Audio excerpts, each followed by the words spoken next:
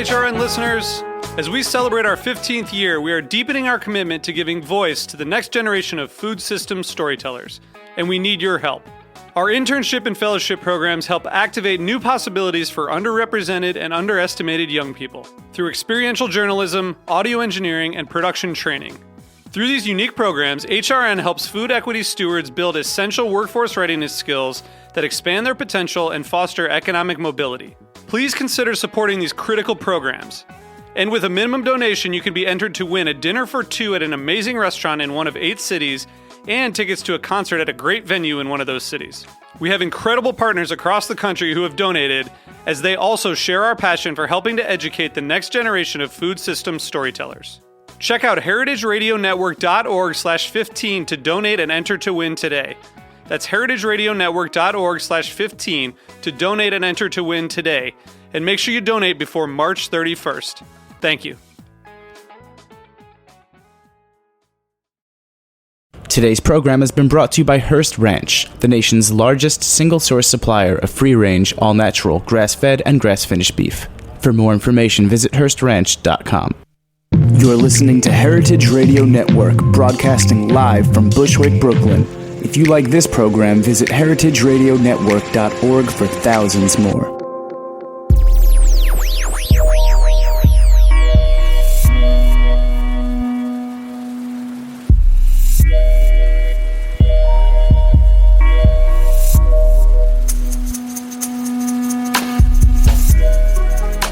I know, always the slow jams when you're tuning into the Heritage Radio Network. You're listening to the Farm Report. I'm your host, Erin Fairbanks, and today we are lucky enough to be joined in studio by the founders of Runa, Tyler Gage and Dan MacCombie. Welcome to the studio, guys. Thanks, Erin. Thanks. How's it going? A little soggy, sweaty out there. I'm glad you made it, and I'm really excited that you brought some icy cold tea for me to try. Of course, that's our deal. Well, so I suppose we should start at the beginning and give folks just a little bit of a rundown of what exactly Runa is, what we're going to be chatting about today. Absolutely. So Runa is a beverage made with an Amazonian superleaf. It's a superleaf that's called guayusa. It's a leaf that grows in the Amazonian regions of Ecuador. The hunters there brew it and drink it before going hunting at night, because they say it makes them very focused and alert. When it's brewed, it has as much caffeine as coffee and double the antioxidants of a green tea. So combination's good for what we call clean energy. And one of the things I realized as I prepping for the interview is, you're seeing a ton of products billing themselves as, coming out of the Amazon. And I had this moment where I'm like, I don't actually know what is included or not included when we talk about that. So can you talk a little bit about the specific region that you're working in, and is that the only place that one can find the tea leaves? So we work specifically in the Amazonian region of Ecuador, and actually a really particularly special region of the country because it's right where the Amazon reaches the Andes Mountains. The Amazon region itself is obviously vast. When people talk about products coming from there, it could be Brazil, Peru, Colombia, Bolivia even, but we're currently working just in Ecuador. We moved down there and we partnered with the farmers who've been growing it and drinking it right in the rainforest itself for centuries. And we work with about 2,000 farmers over, right now, just one province in Ecuador, but we're looking for other areas we're going to start working too. Nice. Well, I want to back up a little bit. How did you guys get down to Ecuador? Where did that journey start? So in college, I studied indigenous languages, so found a kind of quirky way to get myself down in the jungle. So I spent a couple years working with different tribes, learning about mostly how their environmental philosophies are baked into the structures of their language. It's kind of the academic area that fascinated me.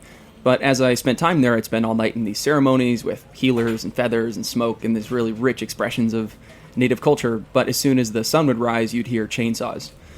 And I'd go talk to the farmers and say, hey, you guys talk this pretty big game about, the trees being part of your community and all this other stuff, but you're ripping down trees with chainsaws. How can you possibly explain that? And they'd say, well, if I have to choose between feeding my child to make money to get food for them or cutting down a tree, it's a pretty easy decision. So that really shifted my thinking and realized that if we couldn't find markets and real economic opportunities, there's really no future for the integrity of the Amazon rainforest or the future of these traditions. So Dan had traveled in Ecuador as well. We came back to school our last semester, teamed up in a business plan class, threw around a bunch of pretty horrible ideas for undergraduate business plans, And I threw out this idea of guayusa, which I drank down there and fell in love with. And we realized no one had ever commercially produced before. So we said, hey, energy drinks are the fastest growing segment of the beverage industry. It's this really simple, natural, healthy leaf. And we could use this business as a way to create lots of new sustainable income for the farmers. So I have for me, always when there's kind of an outsider looking to become an insider and take some, type of product from a community and export it to another community, shoots off a lot of alarm bells in my head. And when you're here in the States and you're looking at developing a business plan and you're like, energy drinks, fastest growing segment, that's awesome, let's get into that. And then you have kind of this other opportunity where you're down there, you're studying the language, you're very immersed in the community. You're really kind of traveling between these two vastly different worlds. And so I'm curious, as part of that initial business plan, how did you engage with the local communities? I mean, how did you make sure that you weren't being kind of a bunch of white assholes who came down to Ecuador and were like, going to save you guys? Yeah, very, very good question. It's actually was the spark of how we got thinking about this. Is we started talking to communities and they were very clear, like, we don't want charity. We don't want workshops. We don't want handouts. We don't want people coming and, training us in ways that are kind of paternalistic and kind of downgrading. We want partners to do business with. We want to produce our goods that are important in our communities. We want to sell them at fair prices and share that as a really physical way with the rest of the world. Like, that's what we want. So if, you people want to pay us fair prices and do business with us and partner and share these goods, great, let's do business. So we really approached it from that perspective. And in many ways, it's actually rooted in the Amazonian cultural heritage. I mean, these tribes, they're traders. So every different tribe is known for their different plants, their different resources, their birds, everything there, their medicine. It's all trading networks. So for them, this concept of trade, of sharing part of their culture through the plants is actually very familiar, and a way that up here, it's not just some environmental philosophy or something we're preaching about, these trees way down somewhere else where people have never been. It's like, hey, drink this. It tastes really good. Comes from these people, sustainably produced. And that real component, that really, you can touch it, means a lot to us. And strategically, when we started working, we took a liberal arts approach, in short. So I studied creative writing. Dan studied marine bio, pretty abysmal background for building a beverage company or an Amazonian supply chain.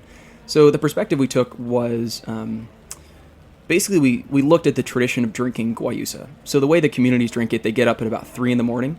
The whole community sits around the fire and they boil these huge clay pots full of guayusa. And it's really simple. They sit around the fire, they talk, they tell stories, they drink tea, and that's really the foundation of their culture and their community livelihood. So we said, hey, as a business, what if we can get lots of different people around the fire? We can talk, we can trade ideas, we can collaborate, and that very simple act could be the foundation for building a successful organization. So that's a lot of what we did. We talked to as many people as possible and really brought a diverse group of people around us to make it work. And how, in the community, the guayusa, is that something that people purchase, or do people kind of grow their own, or is it a community resource that everyone has entree to? I mean, how are they ingesting or trading it or sharing it locally? So actually, the really interesting thing is that guayusa was used only by the families who'd grown it for personal consumption for, centuries, millennia. We're not even sure.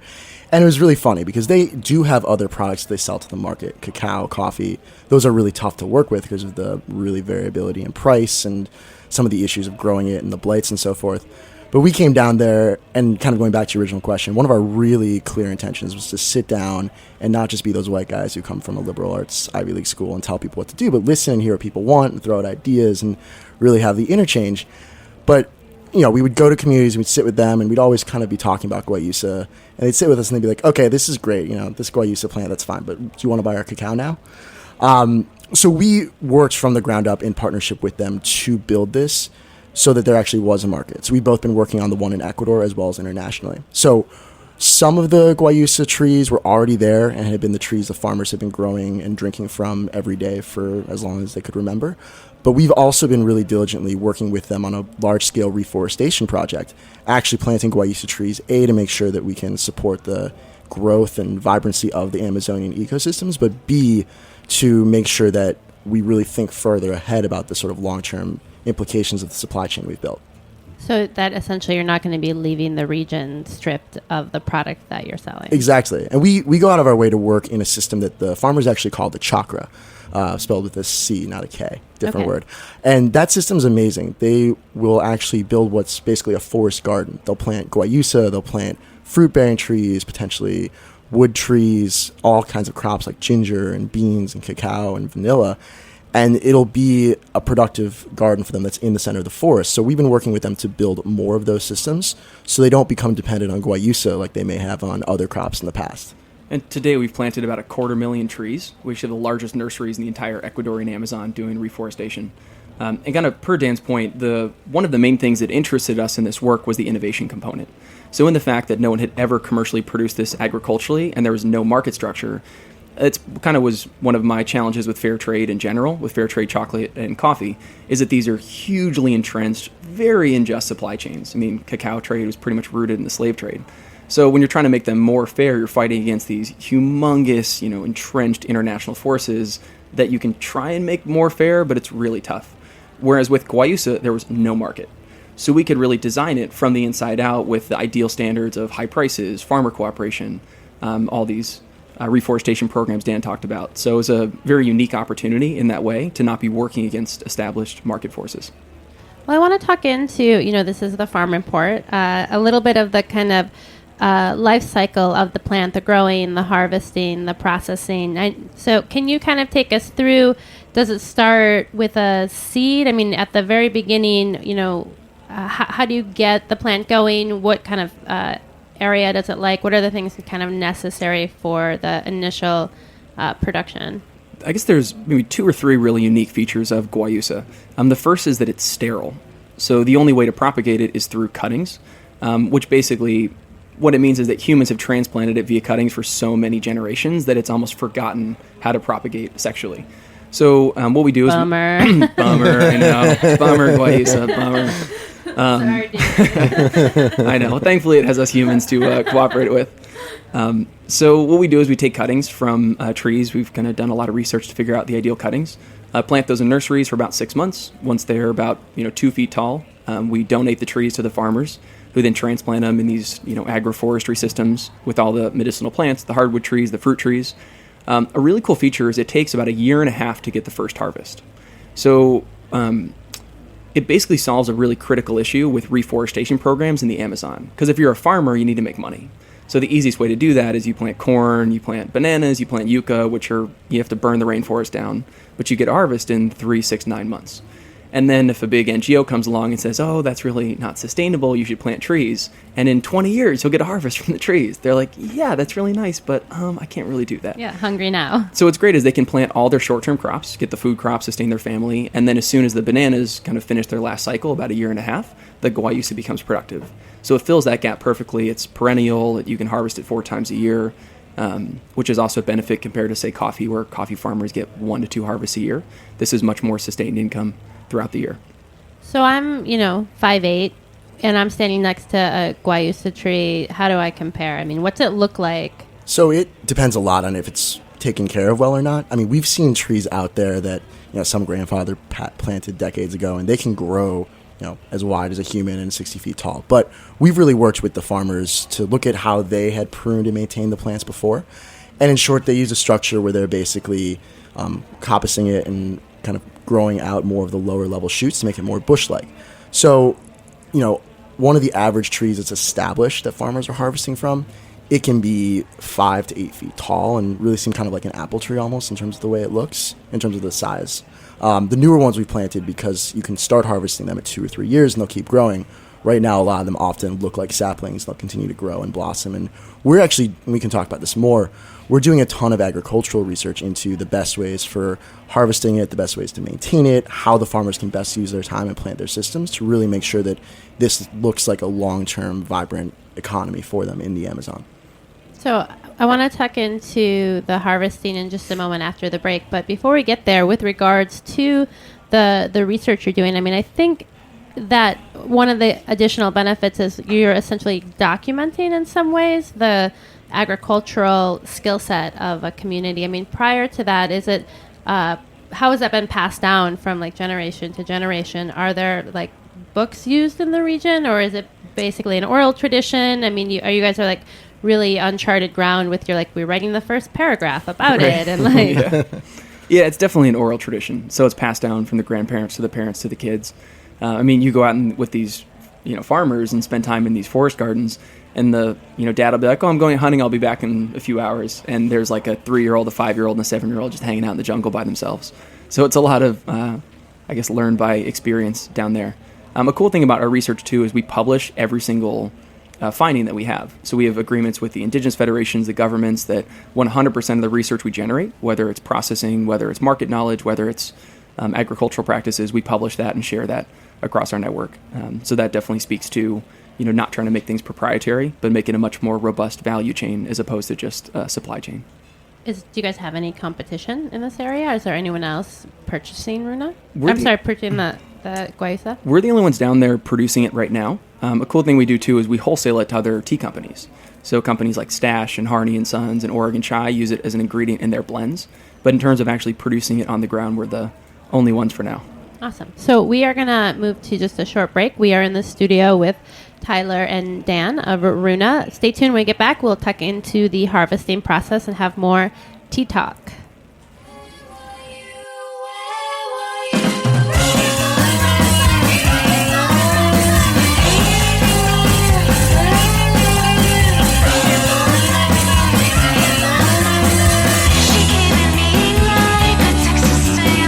You're listening to Texas Stampede by Eula on the heritageradionetwork.org. Stay tuned for more from the Farm Report.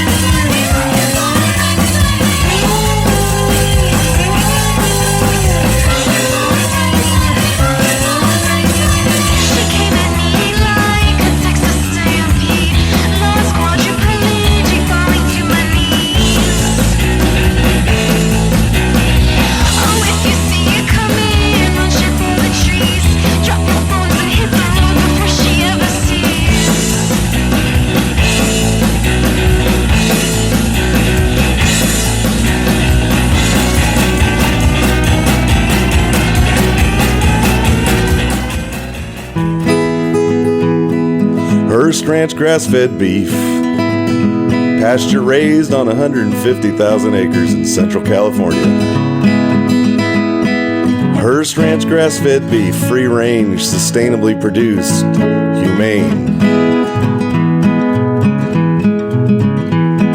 Hearst Ranch grass-fed beef, the authentic flavor of the American West. Oh man, the break snuck up on us here. So much tea talk in the interim. For those of you who are just tuning in, we are in the studio talking with the great folks from Runa, and we're going to tuck into the harvesting process now. So why don't you guys take us through it? You said it takes about a year and a half for the first harvest, and then you can harvest multiple times a year. Is that right? That's right. So the farmers, they harvest, on average, right now, every family has like 5 or 10 trees. So these were trees that their grandparents planted that they had for a long time before we got there. And then on average, every family's planted about 150 to 200 trees. So when they go to harvest, the whole family goes out, parents, kids. They bring these big baskets. They harvest mature leaves, not the young leaves. So it's actually different from how green tea harvesting takes place. These big, thick leaves. Fill them up in baskets, usually harvest about 100 pounds per harvest. Our trucks arrive directly to the farms, and we pay cash on the spot. So it's actually a cool setup compared to even lots of fair trade coffee cooperatives where a lot of times the co-op will just take the harvest, go and sell it, and then come back and pay cash. So we bring cash, we pay on the spot, we weigh with the farmer scales, and we guarantee a minimum price. So that's a big foundation of our fair trade commitment, which if you look historically, coffee prices is kind of where fair trade came from, is coffee prices can rise, they can fall, it's very insecure for farmers. So we contractually, with each farmer, guarantee we will pay 35 cents per pound of fresh leaf and guarantee that it's a good income for your family. We can raise the price as much as we want, but it will never go down below 35 cents. So pay the farmers, visit about 15 farms a day, fill up a big truck full of beautiful, fresh guayusa leaves, and bring that into our factory. So tell us about, like, the pinup guayusa leaf. What's it look like? What are the quality markers, the characteristics? I mean, obviously there's some criteria with regards to not just volume of production, but the quality of production. So what should it look like, feel like? Give us a sense. For sure. Guayusa, the botanical name is Ilex guayusa, so it's actually in the holly family. So it doesn't have, spines, thankfully, like the hollies that we're familiar with up here, but it does have a bit of a ribbed shape. The leaves typically are about 5 inches long, about 2.5 inches wide, deep dark green, kind of some texture to the leaf. And the main requisite is cleanliness. So, we don't want leaves that are moldy, that have moss on them, that are at all distorted. So at this point, it was actually a pretty big education process early on, because farmers would try and deliver, maybe not the nicest looking leaves, which did not meet our QC standards, but to them, they don't really have QC standards. So they're like, well, what? You're not going to buy my leaves? Like, get all angry. And we said, well, if someone in the United States drinks these leaves and gets sick, there's no business. So we don't want that to happen. So it's been a process of just being very clear with expectations. And at this point, farmers have a really good sense of the QC standards, and it's really not an issue. And what percentage of someone's income is the guayusa production making up? I mean, are you the primary source of income for families, or are you one in a group of? No, so for most of the farmers that we work with, it's usually somewhere between 15 and 40% is what we've been seeing recently. The big thing for us that we think about is we don't want this to supplant other incomes. We get really disappointed and make it really clear that we don't want to see people tearing down cacao trees, unless they're obviously non-viable or old, cutting down other areas. We really want this to be something that they can add to their livelihoods. So when we talk about how much income we're trying to drive to farmers, it's really about the additional income on top of what they're making. So it's kind of a piece of a bigger pie. And when you look at it along those lines, most of the farmers we work with are already seeing 20, 30, 40% incomes. And we do see potential to double or triple their incomes, but also not just through guayusa, but through all those other plants that we're trying to bring more of through that chakra system I described. Okay, so I think I missed something here. So the other plants, the other things that they're producing, you guys aren't purchasing, but the way that the system works is if they have a diversity of production for their farm. Is that? So there's two things. I mean, we're planting largely guayusa is the biggest thing, and increasing incomes that way. We're also planting other crops that they either can consume themselves or there's already markets for through ginger, through herb suppliers, et cetera, et cetera. But on top of that, we are looking at how guayusa is the most important thing, but we really want to kind of build and work with the farmers to grow the underlying Amazonian economy. So we don't think we'll be necessarily making other consumer products with other herbs and spices and plants they can grow, but we might work with them to either set up the cooperatives as bulk suppliers or buy from them and be resellers. There's a lot of potential there that we're still working on. And so earlier when you're talking about the life cycle of the plant, you mentioned that you guys grow the plants out from seedling and then give them to the farmers. Is there some sense of ownership that follows that? Or you're literally just giving them plants to start with and everything else is like on them, they're independent? Is there a partnership component to the production, or you guys literally just show up with the truck and commit to buy at a minimum price? So a unique feature of the supply chain for guayusa is it's almost the only tea in the world that's only grown by independent farming families. So in terms of, it's their farm, they own the land, they own the trees, it's their right to sell to whoever they want at the best price they can get. When we deliver trees, the agreement is that they have to prepare their land, dig the holes, et cetera, be ready to plant, and then they do all the labor, the resources, et cetera, which is a pretty big investment on their part. Early on, since it is a new business, we decided to take more of the risk in our hands in terms of planting the seedlings and getting seedlings into their hands. As things have grown pretty rapidly, we're seeing lots of farmers doing it completely on their own, which is obviously more cost-effective for us and much better in terms of their incentive and management of the production. Got it. Well, moving on in the kind of processing conversation, the leaves are loaded onto the truck, and then what happens? So we take them in the bulk bags back to the factory that we have. And one thing that we talked about a little bit I want to make really clear is that we don't own anything except for the processing facility. But that is where we kind of take the Runa side of the equation over. So we bring them back. We wash them, we do a pre-rinse, and then we leave them out for what's called a withering process, which is basically the pre-drying process where they go through some of the initial chemical sort of settling that has to happen. And then we currently use a system where once that's happened, we load them onto tray dryers that go into a large oven so stacks and stacks and stacks of trays on wheels. And once that happens, they go through the milling process and the sifting and so forth. So that's where it currently stands. And you then have the kind of dried leaves, which look like, if I'm comparing them to another tea leaf that folks might be more familiar with, black tea, oolong, green teas, does it look like that, or does it look different? The closest thing you'd look to is like yerba mate. If you've ever seen kind of ground up yerba mate, it doesn't have stems like mate does, but it's that similar color, similar cut size to the leaf. And then the dried tea comes into the U.S. for the tea making, the actual bottle of tea like I have in front of me. So what we do is we actually have the very large 50 kilogram sacks, or 110 pounds. And we're very glad we just got to a point where we can do full containers worth. So they're now actually shipping up through the Panama Canal, which is obviously much more sustainable. So we have one warehouse where we store everything. So we have our dry tea in bulk, the tea bags, the bottled beverages, the energy drinks we produce, everything's stored there. And we send from there that plus all the other ingredients out to the various other companies that produce the 3 lines of products we have. Okay, and those 3 lines are? So we have tea, infusers, we call them bagged tea, although guayusa isn't technically a tea, and 4 flavors of that. Okay. We also have loose leaf tea that kind of is in the same bucket, but that's really more for cafes. Okay. And then, so we've been selling those for about 2 years. Last year, and that's kind of our big focus now, is we have these bottled beverages. So those are made with guayusa concentrate that was developed with one of our close partners in a facility just in New Jersey. Okay. And then we very recently, in April, launched our clean energy drink, which is in a can and it's carbonated, but it's still based on that one single benefit of the one single ingredient of guayusa with all of its benefits.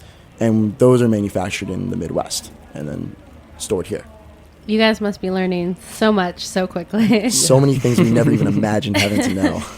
So, I want to kind of tuck into the FAQs. It's not a tea. Correct. So what's the difference? So technically the word tea describes any leaf which has been derived from the Camellia sinensis plant. So what a lot of people don't know is that white tea, green tea, oolong, pu'er, and black tea all come from the same plant. They're just processed different ways, largely depending on levels of oxidation that make the different leaves. So in the strictest sense, that's tea. Informally, everyone says, "Oh, I'm drinking some mint tea or some chamomile tea." So informally, you would call those things tea, or you could say guayusa tea, but in the strictest sense, it's not actually tea. Yeah. And then it does have a stimulant effect, but that's not caffeine. But it is caffeine, okay. But it's caffeine plus other stuff. Okay. So caffeine is the biggest one, and we put that very clearly. Don't want any confusion there. And it is about as much as a cup of coffee. But there's a couple other key stimulants that are thrown in. The biggest one is one of the biggest ones is theobromine, which is actually what you find in chocolate. And it gives you that kind of euphoric buzz that you get from eating a lot of chocolate, which I'm sure all of us have done at one point or another. And then the other big one is theanine, which you find in green tea. And that gives more of a calming, soothing to the nerve sense. And those plus a bunch of other compounds are what have the antioxidant effect that so many people are looking for in new products, and it's a lot of buzz about it these days. We've actually done a lot of comparative testing to leading green tea products and shown that guayusa has about double the antioxidants of green tea. Bonus. Yeah. Well, how would you describe the flavor? So guayusa doesn't have tannins. So a key characteristic that people know, if you steep a cup of black tea or green tea, it gets that kind of thin, astringent taste, or if you over steep it, it doesn't taste very good. With guayusa, you can brew it for 30 minutes or an hour, and it doesn't get bitter or astringent. So the 2 most common words we hear from consumers are clean and smooth. It's really light, has almost like a round texture to it. And what's nice about our glass bottled product is that you need to add very little sugar, 14 grams, 50 calories in a bottle, to make it taste sweet. And there's actually one really cool thing about the leaf itself that people comment on, and we notice, is it has a very slightly naturally sweet taste to it. And that's made everything easier, but we're also trying to actually figure out which specific compounds do that, because it's a taste that's kind of unlike anything else. So then you could essentially selectively breed for more of that compound, or? That's certainly a possibility. Not our focus right now, but something we've definitely thought about. Interesting. And where can folks find the beverages or the dry teas? You can find them in the New York area in Whole Foods and Fairway. You can find us in a lot of CVS's, which is kind of cool. A lot of independent natural food stores who we love. And, I know a lot of your listeners are nationwide, so we're in most of the Whole Foods across the country, Vitamin Shop, Fresh Market, Earth Fare, Sprouts, and we're growing nationally. I mean, by this time next year, we'll probably be in twice as many places. Kudos. Well, so, as I said earlier, I'm a bit of a skeptic and often a little bit nervous about products like in this category. And you guys have done a lot to dispel my worries here about this team in particular. I know when I'm looking at the bottle, there's also a number of certifications that you list. It's USDA organic, it's fair trade. What for consumers? I mean, can you arm us a little bit, like when we're out in the kind of world of products that are, Amazonian rainforests, like cure-alls? What questions should we be asking? What should we be looking for? Kind of who do we trust in this landscape? As people who have worked professionally in the region, give us some tools. So I think the biggest thing I'd say is look at the ingredient list, always. For us, we really make it clear. It's flavorings made from fruits, it's guayusa, it's sugar, it's water. What people have found some controversy recently about is the concept of natural flavorings, which the FDA sometimes allows things that people wouldn't normally consider natural. And that's when, honestly, you have to go look on the site. And that's why we, for example, are going out of our way to list everything in the product. And we also actually recently just finished the non-GMO certification. And that's another thing that people are starting to pay a lot more attention to as well. The two certifications that I'm a huge believer in, and I've lived down there for many years, gone through all the organic inspections and fair trade, is these certifications are legit and they're very serious. So I think there's a big consumer perception, especially as our more sophisticated eco consumers, of organic, that doesn't really mean anything, or fair trade, yeah, right, I'm sure that the farmers are really getting ripped off. If you ever want to go down to any organic inspection and read through the dozens and hundreds of pages of audits and inspections and criteria, it is really, really serious. So it starts with no pesticides, et cetera, no insecticides, but it's everything to do with trash management on the farm, soil conservation practices, cooperative management. There's a huge amount of different criteria that go into organic certification. Yes, it's not perfect. Yes, it's not always followed as strictly as it could be, but it's really a fairly powerful standard, and buying organic certified products really does make a difference. Similarly with fair trade really creates a lot of impact. And the two ways it does that, as we talked about, is first through minimum prices. So companies who are fair trade certified guarantee minimum prices to farmers. And the second, which I think a lot of people don't know about, which potentially is the biggest impact, is what's called social premium payments. So, for example, we do is, say within a month we buy, $100,000 worth of guayusa directly from farmers. We pay an additional 15% to the farmer cooperative. So what's great about that is on the local level, we're paying income to farmers. It's great income. They're supporting their families. But the social premium goes to their collective organization. So what's also great is it kind of, again, breaks that charity model. It's not saying, hey, here's just some money because you guys need it. It's saying, hey, you guys earn this bonus. And then you, as a group, can decide how you want to invest these resources in your development. So farmers have to propose projects. As a community, they vote on what they want to do, and they execute the programs. So it's so much different when they earn those resources. They're deciding what they want to do to support their communities and coming together as a group to do so. So the social premium payments as part of the certification through Fair Trade USA, to me, is a really critical piece. And I've seen it and lived it on the ground of the kind of impact it can create for communities. Can people still win a trip to Ecuador? Yes. Can you give me some details? Absolutely. So we're doing a competition this summer to win a free trip down to Ecuador. All expenses paid, flight, the full deal. We're doing a Twitter competition. So everybody can check us out at @DrinkRuna. And at DrinkRuna, we have some cool criteria to send us a picture. And it's not just Twitter, it's Instagram and Facebook as well. We managed to just get the same name across all of it. Yeah, so check us out on Drink Runa. Follow us. We're also doing a lot of stuff at the Celebrate Brooklyn concert series here, a lot of events. And definitely reach out to us. We love hearing from people and getting the word out there about Runa. Awesome. Well, Tyler, Dan, thank you so much for joining us and illuminating some of the production and bringing some tea. Yeah, thank you. Our pleasure as always. If you want to find out more, definitely check them out, www.runa.org. Thanks so much for tuning in. This, like all 30 of our live weekly shows, are available for free on our website, www.heritageradionetwork.org. You can also find us on iTunes, Stitcher Smart Radio. Check us out on Twitter, Facebook, Instagram, Tumblr. There's so many ways to engage. But most importantly, keep tuning in, and thanks for listening.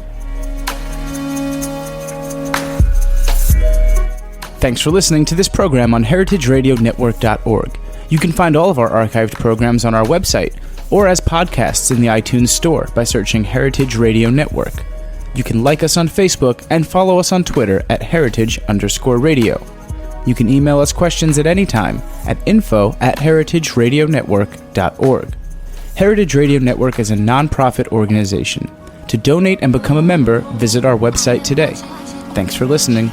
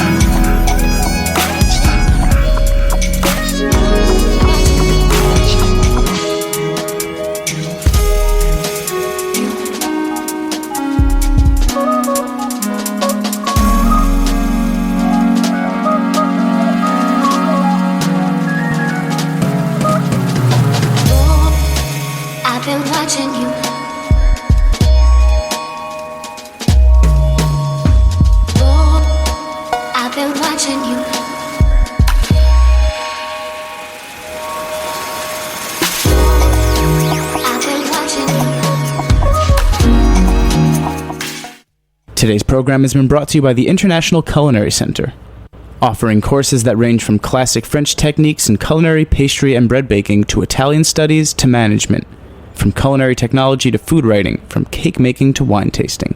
For more information, visit internationalculinarycenter.com. You're listening to Heritage Radio Network, broadcasting live from Bushwick, Brooklyn. If you like this program, visit heritageradionetwork.org for thousands more. What's hot at the green market? You're about to find out now. It's the Grow NYC Market Update.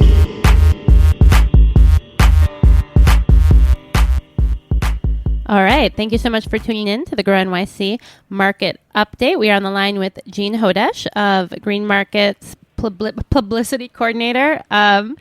Jean, how you feeling this morning after that birthday bash last night? Hey, Erin.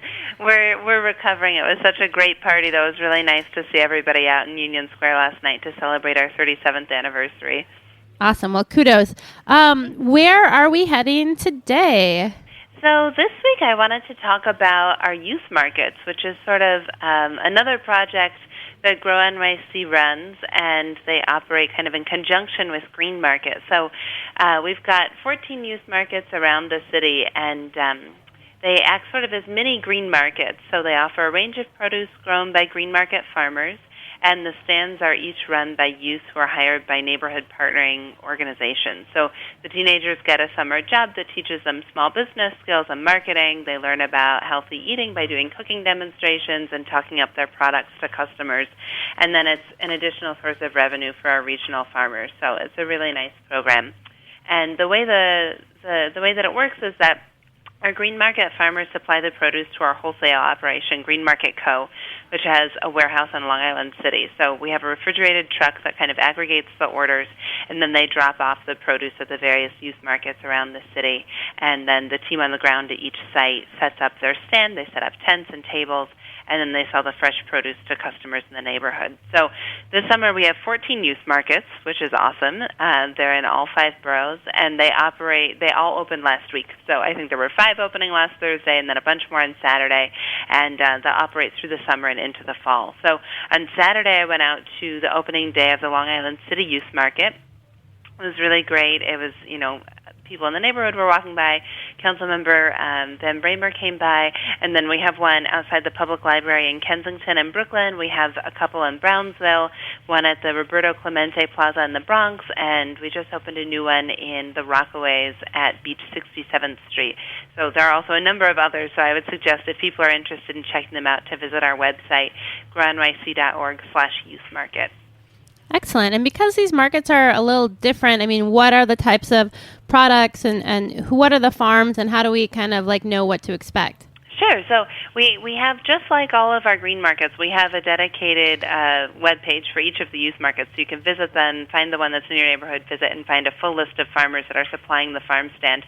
But because, again, it's sort of this aggregated order that comes in from multiple farms, there's a really great range of products. So last week in Long Island City, for example, I saw summer squash, callaloo, cabbage, beets, radishes, corn, and then the offerings will change as the season goes on, just like any of our green markets around the city. But one of the organizers at the market last weekend made a really great cooking demo using Swiss chard scallions and summer squash. It was all raw salad, really simple, and dressed it in a vinaigrette with lemon juice and a little olive oil. And the kids, it was their first day at the market. They kind of watched her do the cooking demo. They saw that their Swiss chard wasn't selling that fast, and then we put the samples of the salad out. The Swiss chard sold out almost immediately. Everyone was eating the salad. The kids loved it. The customers loved it. So it was really fun to see, and people were definitely going to the farm stand after they tried it to buy specifically those ingredients so they could make it at home. Nice. And I just want to ask, what is callaloo? I'm not familiar with that. It is a green that is, it grows here. I know people who are from the Caribbean really love to eat it, and you can kind of steam it like any normal green. You can use it in soup. I know Jorge Carmona, who sells at our market on Cortelyou Road, always sells out of it. There's like a huge devoted following just for his callaloo out in Cortelyou Road. Awesome. Well, something to put on my shopping list this week. All right. Well, no, I know you were down in Long Island City checking out the market this week. What would you recommend for folks making the trek that way? Yeah, it was such a fun day in Long Island City. So I biked over from Brooklyn through Greenpoint over the Pulaski Bridge, and the market was pretty much just on the other side. And then after I was there are so many restaurants to have lunch at along Vernon Boulevard. It's in the Hunters Point section of Long Island City, so it's really a really happening neighborhood. So after I had lunch, I biked up to the Noguchi Museum, which is this amazing sort of calm urban oasis that's not too far away. It's kind of an indoor-outdoor sculpture park with really beautiful gardens. And then also close by, there's PS1, which is another great art museum that they have on Saturdays through the summer. They're really popular warm-up party that they always have DJs and people come and dance. And then also the Long Island City Flea just opened, and that's also in the same neighborhood. So it's got food vendors, craft vendors, and it's definitely a nice place to spend Saturday afternoon. Awesome. Well, if folks aren't busy doing that this weekend or in the coming weeks, what kind of events and things are going on that they should keep their calendar clear for? Sure. So we have another book signing with the authors of 50 Shades of Kale. They're coming to Union Square on the 27th. So they'll be signing books and doing cooking demos from 11 a.m. to 2. And then the same day, we've got a cooking demo from Quintuple, which is they're a company that's making these really beautiful food boxes that people can buy. So they shop from all of our farmers, so they'll be doing cooking demos as well that day at 11 a.m. And then coming up on July 24th, our Rockefeller Center Green Market opens, and that's always a really fun event every year. The market's not open for that many weeks, just maybe 4 or 5. But the market runs every Wednesday, Thursday, Friday, and it's really fun. So you can go up to Rock Center and check that out. Awesome. Jean, thanks so much for taking some time to give us the update. All right. Thanks a lot. Bye-bye. For folks who want to stay tuned in to what's happening at the New York City Green Markets, definitely check them out at www.grownyc.org/ourmarkets. You can also find them on Twitter, Facebook, Instagram, the best place for the most amazing fruit and veggie picks, meat picks too. They've pretty much got it all, so check them out and keep listening. Stay tuned in next Thursday for another Grow NYC Market Update. Thanks for listening to this program on heritageradionetwork.org. You can find all of our archived programs on our website or as podcasts in the iTunes Store by searching Heritage Radio Network. You can like us on Facebook and follow us on Twitter at @heritage_radio. You can email us questions at any time at info@heritageradionetwork.org. Heritage Radio Network is a nonprofit organization. To donate and become a member, visit our website today. Thanks for listening.